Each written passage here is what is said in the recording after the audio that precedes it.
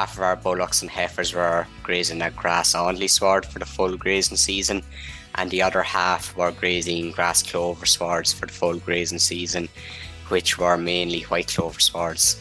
And results indicate that there is a 14 kilo heavier carcass weight in favour of suckler beef cattle grazing grass clover swards for one grazing season instead of a grass only sward. And the differences in live weight at slaughter were 23 kilos in favour of the grass clover animals. Hello and welcome to the Beef Edge, the Teagasc Beef Podcast, for all your latest news, information and advice for Irish beef farmers. I'm Catherine Egan, and on this week's episode, I'm joined by Teagasc Researcher Peter Doyle to get a review on the Derrypatrick herd in Teagasc Grange and how it performed in the past year. Peter, you're very welcome.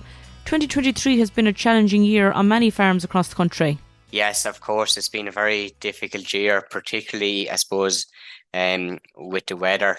We can see with the heavy rainfall across the country throughout the year that there was very much low dry matters in grass, and that very much led to lower live weight gains in cattle this year compared to previous years.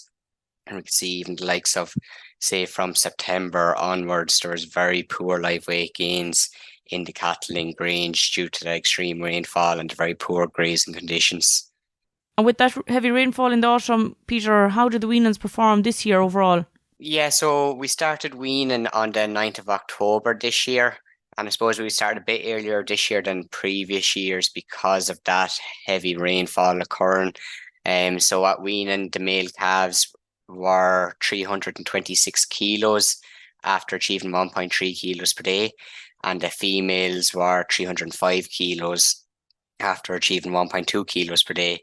So the calves did remain outdoors for another month after weaning, and they received 1 kilo of concentrates per head per day.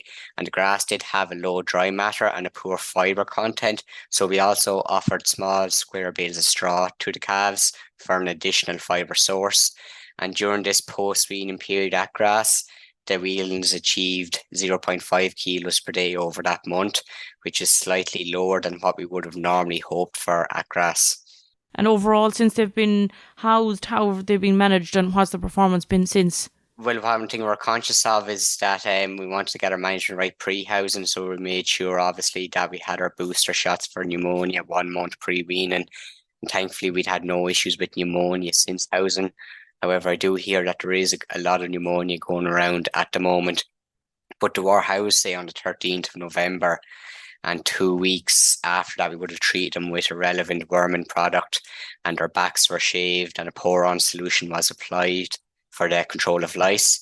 But we took our silage core samples as well to determine the silage quality, and from this result, we can determine how much concentrates to feed them for each animal to grow at 0.5 kilos per day over that winter. So obviously, if the silage quality is 70% DMD or greater, we would feed 1.5 kilos per day to weanlings. And if silage quality is 65% DMD, it would be recommended to feed 2 kilos of concentrates per day to weanlings. Obviously, the better the silage quality, the lower concentrate supplementation and feed costs. And I suppose in terms of our daily feed costs at the moment, we are estimating that it's costing us €156 per animal per day, excluding land charges, to feed the weanlings that good quality silage ad lib, plus 1.5 kilos of concentrates. And say this charge would increase to $188 per day if we included land charge or land rent on that silage ground. And I suppose I also want to add in that these weanlings, they're on different experimental treatments at the moment. So we are comparing the average daily gains and intakes and methane emissions of these weanlings on grass only versus grass-fed clover silages. It would be interesting, Peter, to see how they perform. From the stores this year that were on the farm, how did they perform?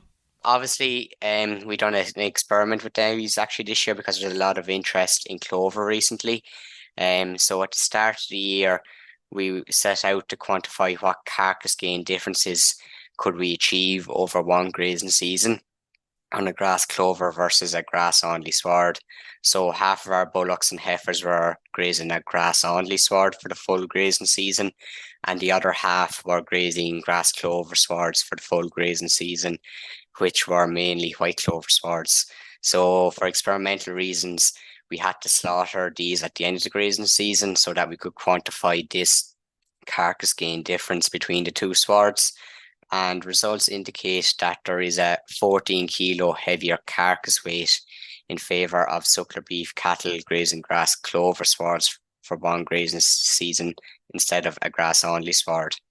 And the differences in live weight at slaughter were 23 kilos in favour of the grass clover animals. With our heifers, we got them turned out on the 30th of January this year, and they achieved 200 kilos live weight gain at pasture. And our bullocks were not turned out until the first week of April due to the very wet March, and they achieved 150 kilos of live weight gain at grass.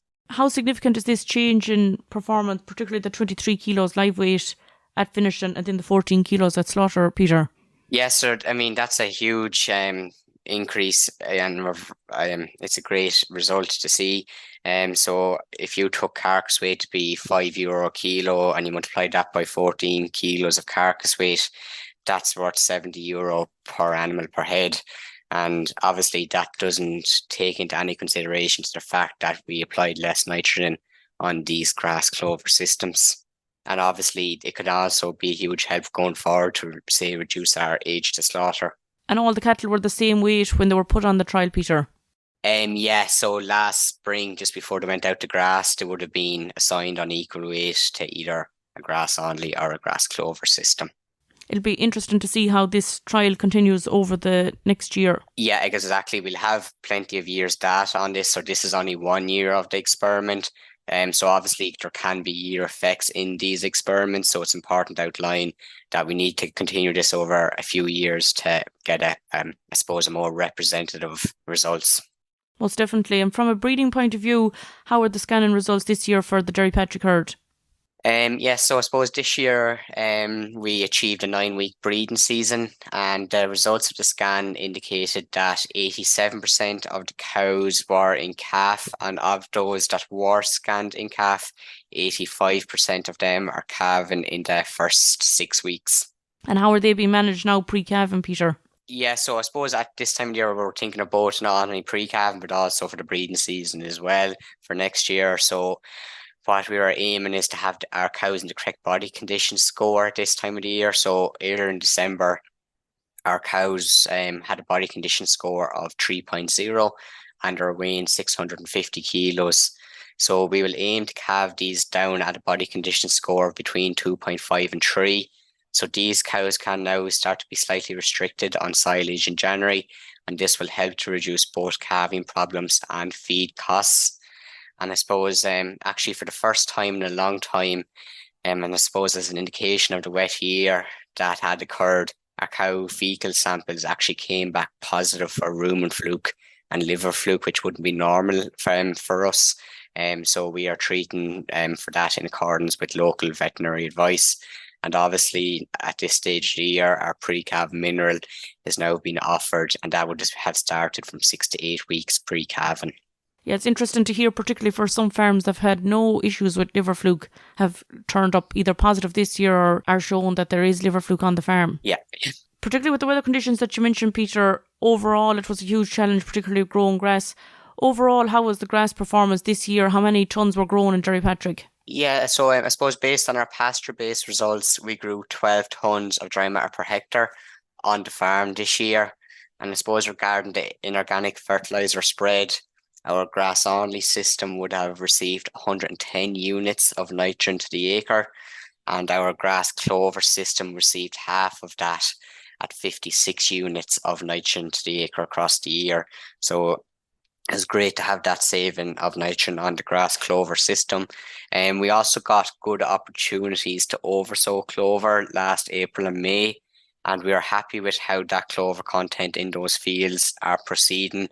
However, it is very important to keep the low covers and plenty of light getting to the base of those newly oversown swards over this winter period.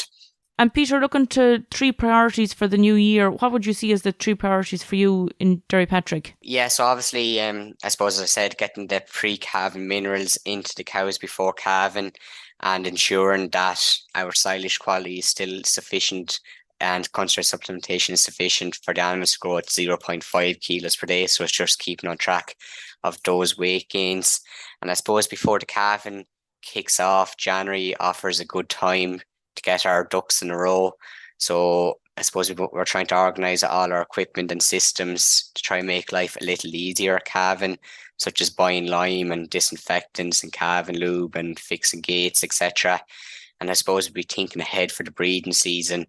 I suppose determining this year at this stage, are our heifers that we're going to breed in May, are they at the appropriate, say, weight for age at this time of the year as well? That's great, Peter. Most definitely a lot of those can be carried out on any farm that you've mentioned there for sure.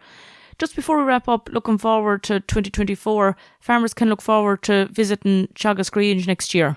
Yes, of course, we have our open day, which is going to commence on the 26th of June. Obviously, that's still a long way away, but there will be a lot on showcase in terms of suckler beef and grassland management, as well as dairy beef and how to finish cattle. And there will be a lot of, I suppose, live demonstrations there, which is particularly important to showcase.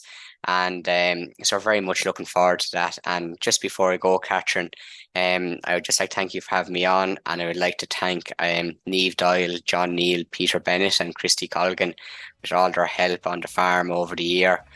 And I would just like to also add in that we do plan to establish a clover beef discussion group in the spring to help beef farmers establish clover on their farm.